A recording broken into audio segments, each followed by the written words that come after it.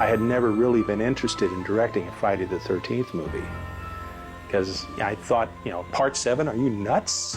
What film series prior had the gall to put a Part 7 on the film? And it dawned on me, maybe we could do something that they haven't done before with the character and the story. Ultimately, we settled upon a match for Jason, someone to really be his foil.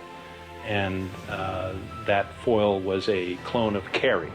She was like a normal girl that had something strange happening with her, and she was generating energy and psychic powers.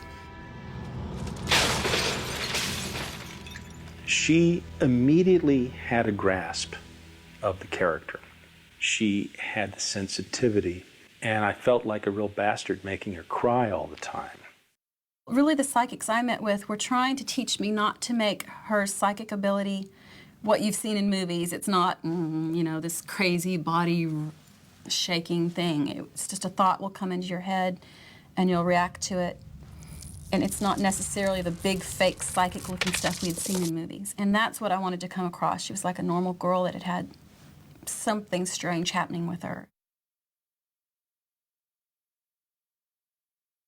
Acting through a ton of rubber and a hockey mask ain't easy. So I really wanted to get somebody who could give us some new guts, some new blood, and that was Kane. John Buechler and I have done quite a few things together. He's one of those guys that I really enjoy working with, and just a very creative guy and secure enough in his abilities that he listens to my input. I wanted to put every scar, every slash, every nick that he had had from all the previous movies. Just the amazing feeling of putting that whole thing on with the mask. It really was surreal when I was on the set for the first couple days. I really couldn't believe I was there. Some people just play a monster, I'm a monster, And he was acting within the suit. You could really see his eyes, they were really creepy. Kane and I had done a movie years ago called The Hills Have Eyes Part 2. There was a moment where I'm running in that movie, and I yell out to the girl, Cass, who is the lead girl. And there's a moment where Tina and I are running away from Jason now. It was so familiar to me. It was so like just yesterday. I remember yelling out, Cass! That's the wrong name. And Kane just takes up, what the hell was that? Where'd that come from, huh? There was a renaissance in makeup effects during that period. Everybody was doing stuff. When one of the kills happened, they would always film everything. If it's a knife, you'd film the knife going in, the knife coming out, the blood squirting, the person, every little detail. So there are these scenes or parts of scenes that at one time existed that are far gorier and more graphic than exist in the finished film. They were removed by the MPAA. We'd get, an X rating, and you'd get notes on what was wrong.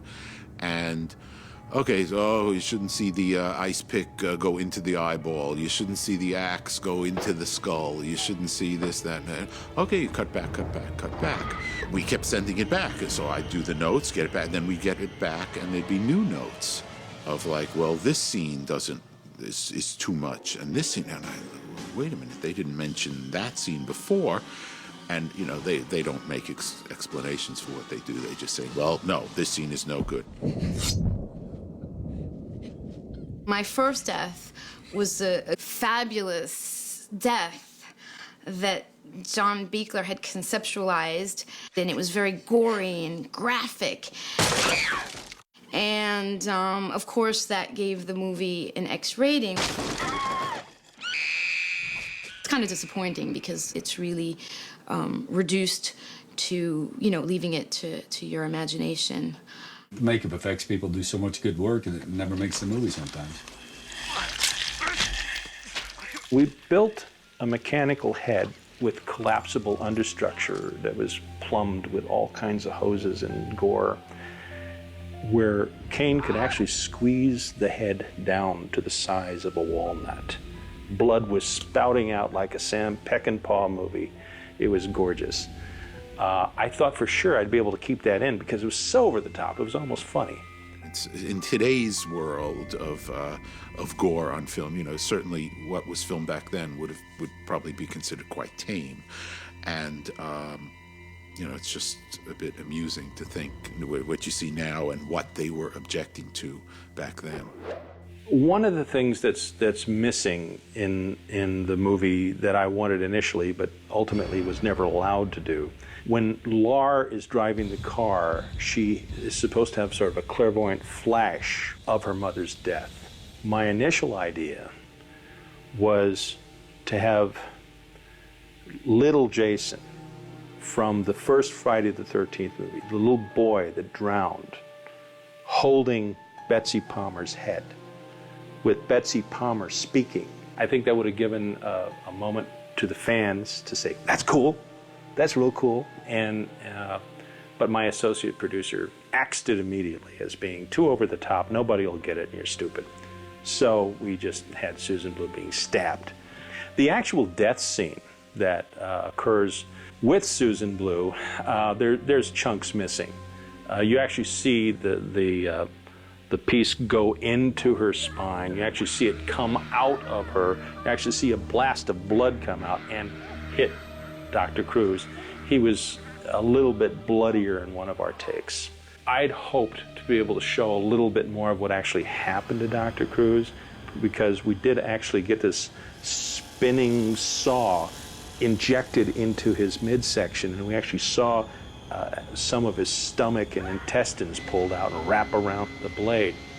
That was the one kill where everybody was cheering for it, and I just wish they had showed more of what we did.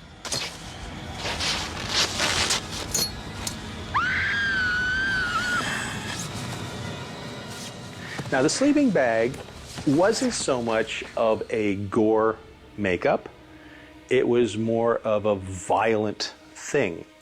It is a popular kill. It happens to be my favorite kill that I've ever performed as Jason, because with the originality and creativity of it.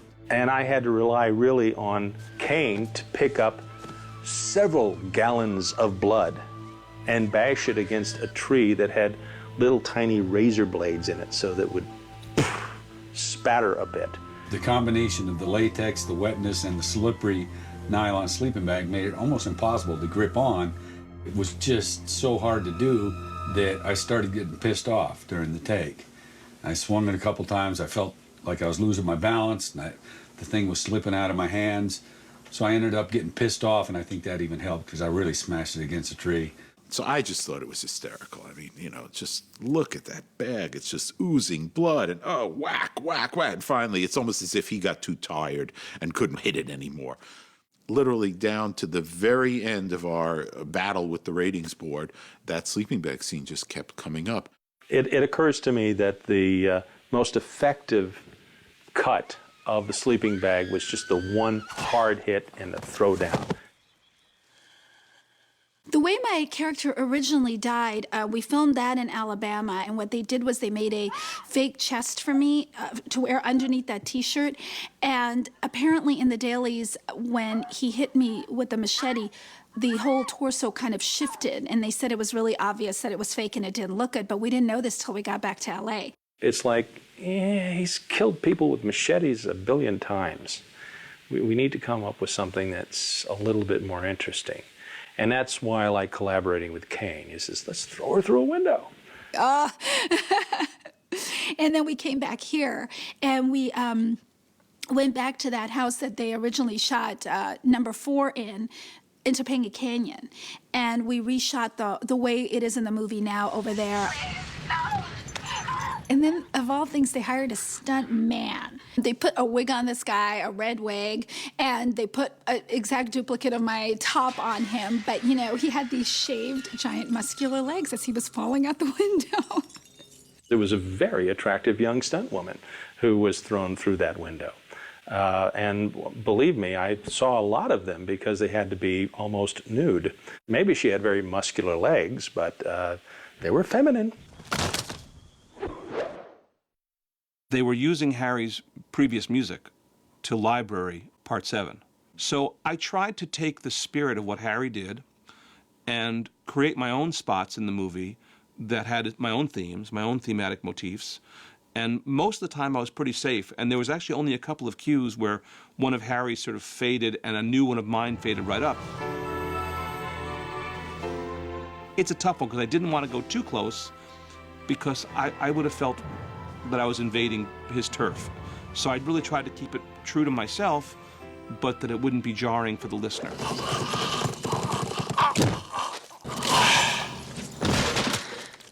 The entire finale was very carefully thought out and very carefully storyboarded. There were so many more stunts for me to do. Went through a window, went through the stairs, went through a wall. It was great from a stunt point of view. The porch falling on Kane was challenging. I was terrified that this massive structure is going to come down on him, but Kane, I'd do it. It was a big challenge, but because of that, it was so much more fun. I think toward the end of the filming process, there got to be a lot of cooks in the kitchen. And Buechler's vision the whole time through was, very detailed and very clean and very specific, and he knew what he was doing, knew what he wanted, knew how to get it. There were a lot of compromises made in my initial vision of the film. One of the big compromises for me was where Jason ultimately gets his. The letdown is that a guy wraps a chain around his neck and pulls him underwater. We had actually created this apparition, which was a version of John Ottrin's character, Tina's father. John Carl had all these different scenes of where I was coming to life. Finally, my daughter brings me back to life, and I save her. So there were quite a few different scenes. Also, the version that he had, I was to be in 3 different types of zombie dead. He had rotting face where you could see bones through his skin and really looked pretty believable. We were never allowed to shoot that. It was deleted from our schedule by my associate producer because she hated the way it looked. As far as I knew, nothing was going on between the producer and the director because John was under such pressure to get so many things done in such a short period of time. That was a big disappointment for me. Right now, it's so anticlimactic after all that these characters have been through. For just a guy to show up and pull him underwater didn't make any sense. You've got 2 zombies now in Crystal Lake. You've got a bad zombie with Jason, and you got a good zombie with Mr. Shepard. So, when I left to shoot, I was saying, wow, what a way to do a sequel. Very often I have thought of doing Friday the 13th, Part 7, Volume 2, which would follow what happens to the characters. What we didn't really see was the final scene where Jason actually resurrects from the bottom again. He comes up and kills a fisherman, and he's back. Were I to have the opportunity to do this, I would have followed Tina's story as she is taken back to the asylum and accused of all the murders. We would have a whole new story where Jason goes in after the inmates and the doctors and the nurses. That would have been fun. I think people also like a continuing story. We crave that. That's why the soap operas work. Well, might be a good idea.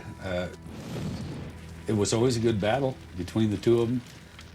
She did survive, so could have come back and done something else, and then I could kill her.